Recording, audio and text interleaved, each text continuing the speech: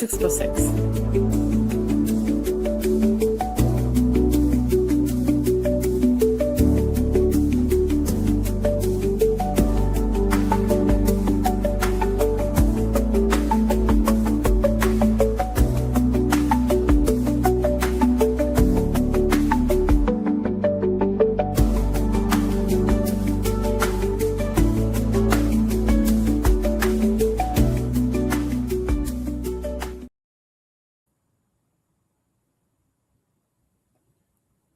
Welcome to this month's episode of Any Given Monday. Happy spring to everyone and happy golf season to everyone that's getting ready to play. I've got my green on, not quite master's green, but it is that time of the year. It's April. And this episode today is to focus on leadership skills, golf, emotional intelligence, and connection. I'm bringing this up now because this is the time, if you haven't done so already, as leaders, to think about how will I deliver a retreat experience, an offsite? How do I do a team building activity? How do I get my group together so that they can bond a little bit and have a little bit of fun? But beyond the fun is I want them to also take away something that we can apply or refer to when we're back in the office, outcomes. Because as a planner, it's not just about the fun event, Master Chef, or you're going on a nature walk or playing a round of golf. It's more about what are the connections that are being made and how can I ensure that that value and that experience lasts beyond the event. Beyond the moment. If I sat in your leadership meetings today, everything would sound aligned. You probably have a clear strategy, smart people, everybody has good intentions, but people break down when they're stressed. And so these fun events, these offsites, these team building events, they allow people to get to know one another to the best of their ability in a low pressure environment. We try to introduce exercises to make it enjoyable. And depending on where you are in the organization, what level, that would determine the type of event that you actually attend. But most organizations, when I'm creating or defining or helping to structure these offsite retreats, they don't actually have a strategy problem. They have a capability problem? No, not really. Do they have a behavior problem? Yeah, that's usually what the challenge is. Under pressure, when the deadlines are tight, when the work and the scope of the work is not clearly defined, or budget is overrun, most leaders, they can't see it until it happens. And now you have just a pattern of conflict. And it usually causes people to either step into whatever their default motto or mantra is, like just get it done, or they are actually taking a step back because they don't like conflict.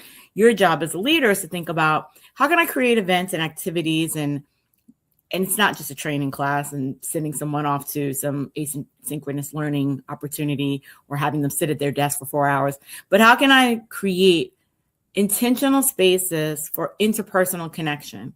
Bar nights don't usually do it. Team dinners don't do it. You bond with the person to the left and the right of you, but you're not really circulating. Networking events don't necessarily do it. So how can you work with someone and deliver something that's transformational, that's strategic, but then also it allows you to have some kind of rapport with the employees, or the employees to have rapport with one another. So the question is, how do you do that? Well, I can tell you that golf is obviously my favorite, but it's truly just sitting with leaders and being intentional about what outcomes you want, whether it is a cross-functional team or a lateral team. Like, what do you want to happen? What would be the best case scenario? I often talk to like sales groups or individuals and teams that are in the need or have a need to cross-sell. In that case, them being able to talk about some of their client challenges is the best way for them to have that conversation. So you need to create organic spaces, but this can happen anywhere. Like, it can happen on the golf course, but it can happen in a museum. It can happen at one of the walking tours I do. Pretty much can happen anywhere. I pause here because it's master season. People are going to Augusta. Somebody is taking their client to Augusta. If I were to think about going, I'd say that would be the best way to experience it. I would not want to be there working, but if I am, then I'd rather be there with a group of individuals that share a passion and love for golf and the pristine condition that this golf course is in. and the care that is taken to ensure that once a year this event occurs and everything goes perfectly. Now, environments like golf, I'll tell you why they matter, not just because of the game, but they remove the ability to manage your perception. So you have an immediate reaction, you have an immediate impression. And while that can be very risky, it's also a good scenario to understand who you're dealing with, because you're not going to change teams, but you're going to learn how to work with one another and work with people. I often share that I do these everything disc assessments because it allows people to have that self-awareness and knowledge about themselves before stepping into a situation. You know, what is your default communication style under stress, under pressure? Because knowing that will help you be more effective in communicating in those moments under stress, or even learning to take a pause. I often will coach groups and individuals on being very mindful of their responses and the time between the initial statement and your response.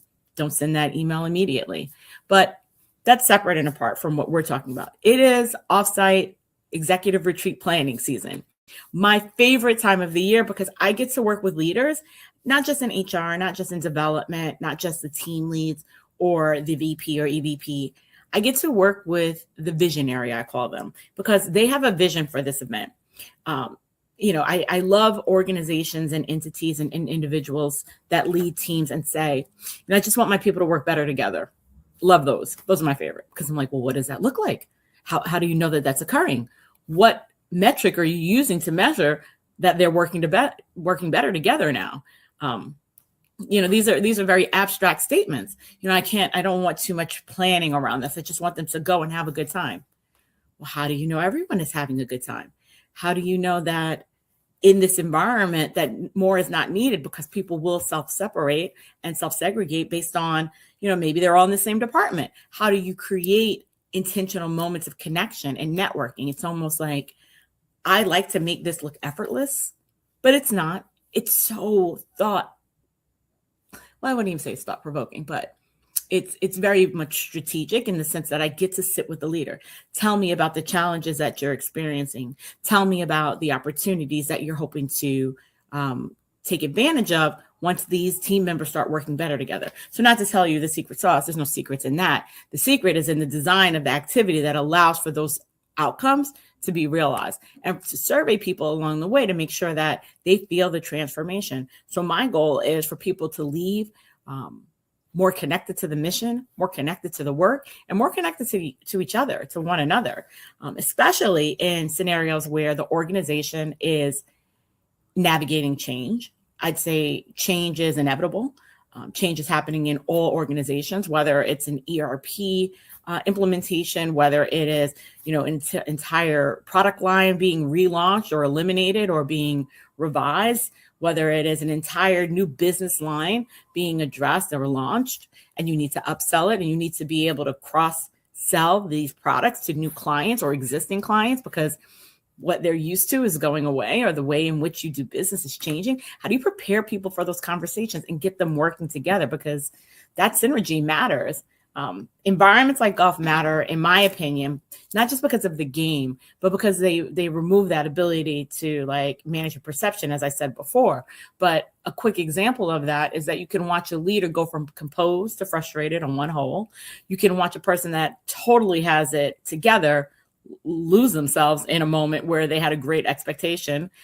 That would be the more advanced golfers. But from an advanced golfer to a beginner golfer, the experience is the same. How do we manage and address our reactions when something goes well? Do we celebrate with others? Are we helpful? Are we responding to mistakes with grace? Because I've seen beginners be really hard on themselves, self-included. Like, there are scenarios where I'm super hard on myself about things that I feel like the word should is so dangerous, but that I could have done differently or better. But it's a lesson learned, and I try to navigate those with grace as well. Because the most advanced golfer, the question is, well, what are you trying to accomplish when you're on the course? And so when I'm looking at these team building events and we're looking at different ways to bring people together, the golf is It's important, but it's not the priority. The priority is tell me about what's happening in your office. Tell me about what's happening and how I want you to connect. So that's usually my focus. And golf, museum, library, I can do this anywhere. And, my favorite experiences are going to always be outdoors because we can commune with nature in different ways. I try to look at the entire experience because there are a lot of invisible disabilities and scenarios where people don't want to engage in a physical way. So how can we create a very inclusive, holistic experience that allows people to get to know one another, to understand not just under pressure, but even in their joy, like what's bringing them joy? Is it as simple as, the sunlight, or is it more complicated?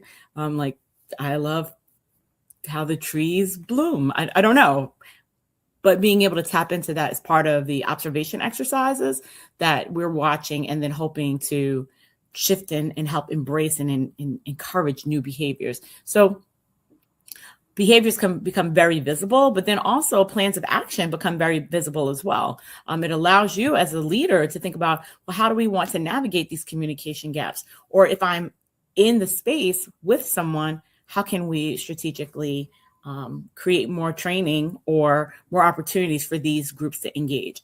And, people love the online learning, but it doesn't help with interpersonal skills, because when does patience get tested? In a very stressful situation. So when we're looking at our emotional intelligence, and I've spoken about this before, we're not looking at it in calm environments. It's when things don't go your way, how do you behave? I personally have been able to observe transformation in one of my clients in the way that their organization responds to one another. Now, there are always going to be stressful external factors, regulations, change in policy, tariffs, whatever it is that's causing, the people that are doing the work to be stressed. We as leaders have to think about how can we prepare them and how do we show them that, one, their opinions do matter, two, their feedback matters, and three, we want them to take a proactive stance and encourage them to go into a problem-solving model and mode and adopt a can-do attitude. To me, those are the success criteria, the things that I use to define success for an outing or an event. I recently wrote a proposal to potentially host an outing. And my thought was, well, I'm no different than the next person, but I am, because I'm your partner in this conversation. I'm your partner in the outcomes. And looking at beyond this event, what else do you want to occur? How do you want to keep this going? And it may not be something that requires you to do a lot of work. It may just be you taking the temperature, checking in, asking very basic questions. So planning alongside leaders allows me to plant those seeds as well, to think not just today, but how do you want this to be your legacy? And what do you want this to look like? This environment to feel like, to look like beyond this moment. Your observable behaviors, how do you start to capture them? How do you start to look at them for your prospective leaders as you build pipeline? Because everything is not going to be based on seniority. Sometimes you have people that just need to be mentored and nurtured in a way that will allow them to become the leaders of tomorrow. Your team building and offsite events are a great way to do that. You can tell who your social people are. You can tell who your thought, maybe they're more operational in nature, very strategic in thinking, giving them problems to solve. Some people are going to be able to support and get the crowd moving, or really look at how their motivational experiences, how are they able to do that for others? So when we're looking at the great listeners, when we're observing the behaviors, when we're looking at all of the characteristics that make a leader in your organization, what are the skills?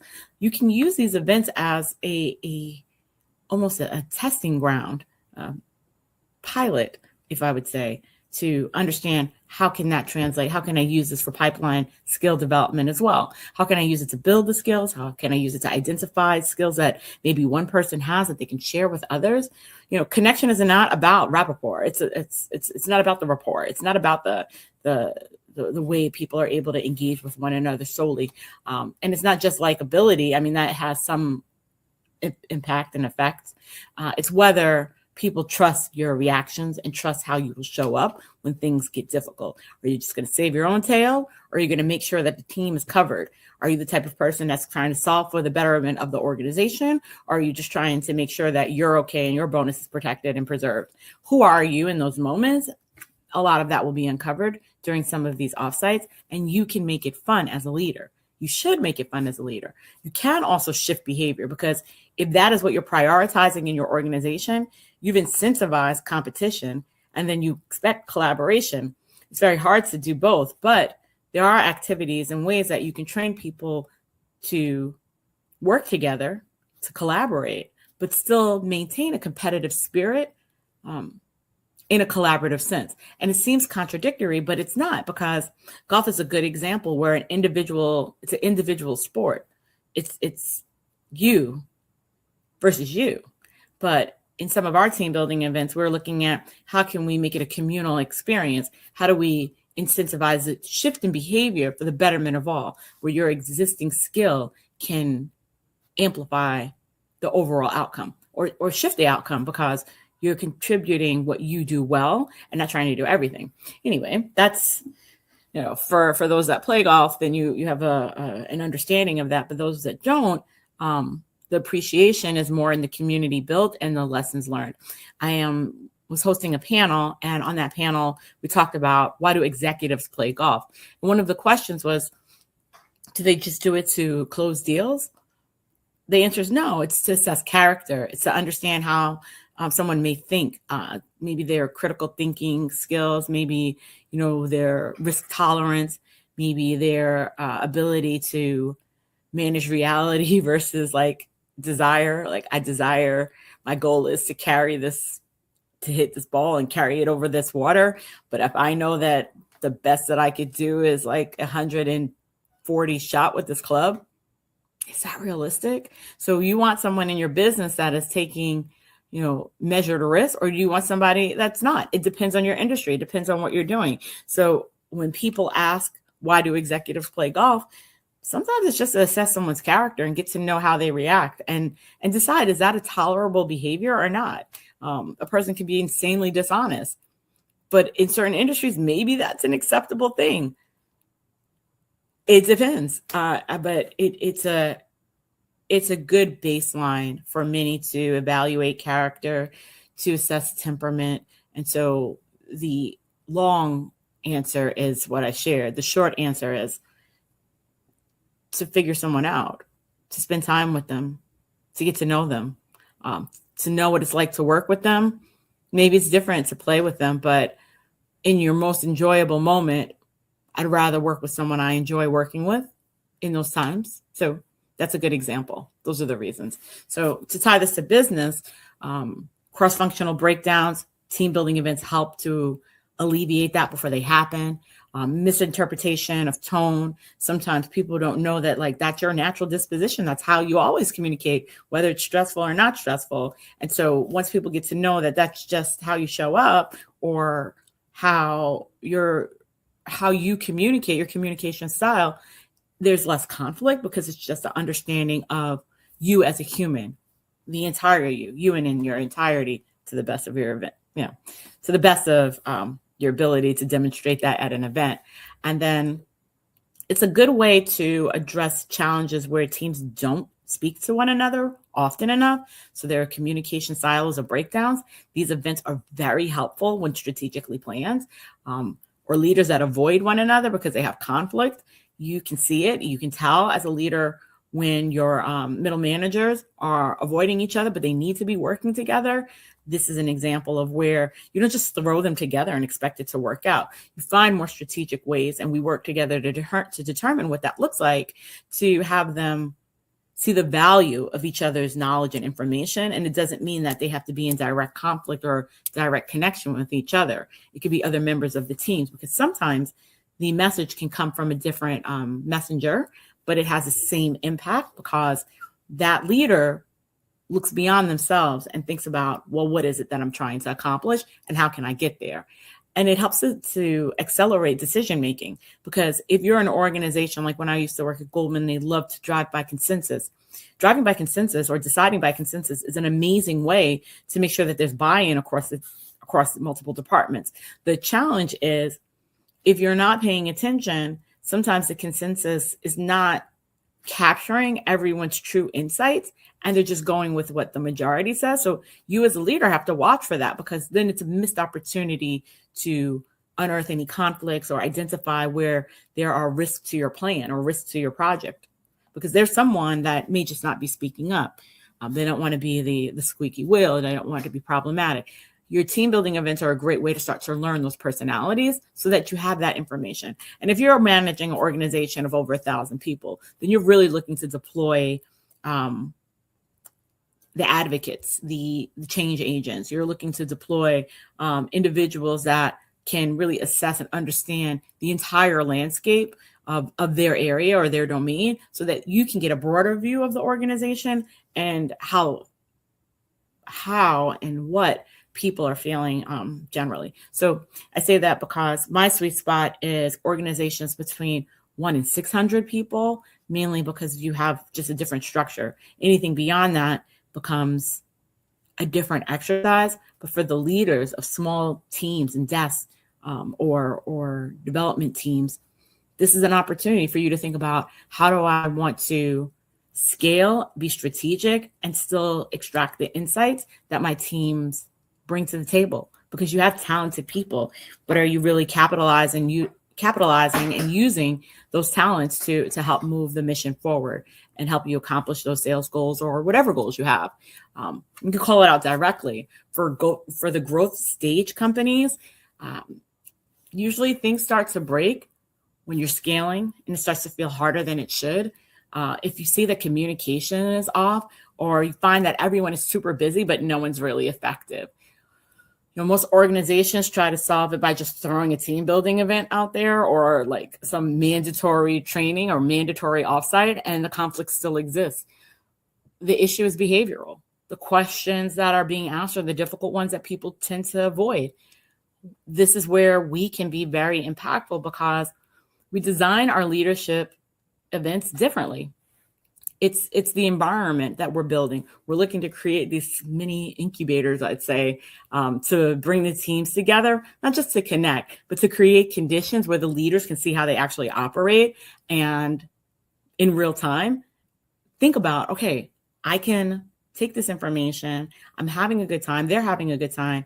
But this is something that we can use as inspiration and continue in our team meetings, or continue in our, monthly check-ins, or our start of day meetings, our end of day meetings, or our daily scrum, like whatever the meeting is. You can take that same insight and apply it because you see that it works well. Like maybe, popcorning things, telling people to, kind of give their feedback or insight on an idea in a different way that you learned at one of our retreats. I tell my clients, actually, it's not just people, specifically clients, this technique that I used, you can take that back into the office. You can use that in your team building events, or you can create this team building element in your daily meetings or your weekly meetings or your monthly meetings.